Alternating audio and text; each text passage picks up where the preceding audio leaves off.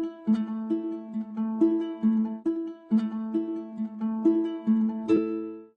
and welcome to 3 Things in 3 Minutes. I'm Nersi. Today we are talking about Western Legends from Kolossal Games. Plays 2 to 6 players, and it plays in 92 minutes to 2 hours. And this is a Wild West themed sandbox game. Everybody plays a character in the Wild West, and you're running around taking actions to try to accomplish a number of things, which can range from prospecting for gold, to playing poker, to rustling some cattle, to robbing a bank or engaging in duels with other players.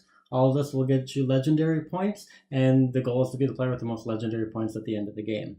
A few things I like about this game. First of all, the game has a really interesting poker card mechanic. The action cards that you use throughout the course of the game are a standard deck of 52 poker cards, which have the normal numbers and suits, but also have different actions on them. So throughout the course of the game, you're trying to make decisions about whether you're going to use the cards for the actions or hang on to them because the number will actually determine who wins in combat, or whether you're trying to keep a good hand so that when you play poker, you can actually use that to get more money. And so that creates some really interesting choices. Also, as a sandbox game, there are a lot of really interesting and viable options. You can play as a neutral player, you can become a marshal and be more law-abiding, or you can start committing crimes and become a wanted player.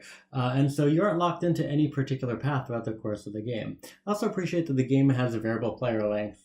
It's game length. It's pretty straightforward. It's just the number of legendary points that triggers the end of the game, and then everyone gets one more turn. So you can adjust the game length by deciding how many points you want to trigger the end of the game.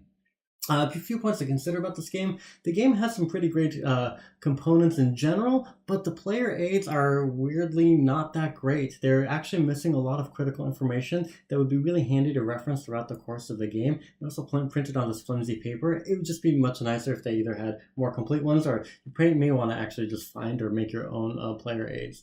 It also seems that certain strategies might be more reliably good for getting points, like prospecting for gold is can be especially strong because it can get you a lot of points pretty quickly. And this is especially true with the amount of players that you have. If you don't have a whole lot of players, then nobody's getting in each other's way, and you can get some gold and run back and forth. Whereas if you have more players, there's much more of a chance that you're actually going to get robbed, and that might be a less viable strategy. Also, the game has really not much variability to the setup, and so while you can take different paths, if you have a particular strategy you like, it may be tempting to just do that from game to game, and so it might affect some of the replayability for you. So in summary, it's a sandbox game that has a lot of options and a lot of paths with a variable length, a really interesting poker card mechanic. Just recognize that some strategies can become very reliable. Thanks for watching. Please like and subscribe.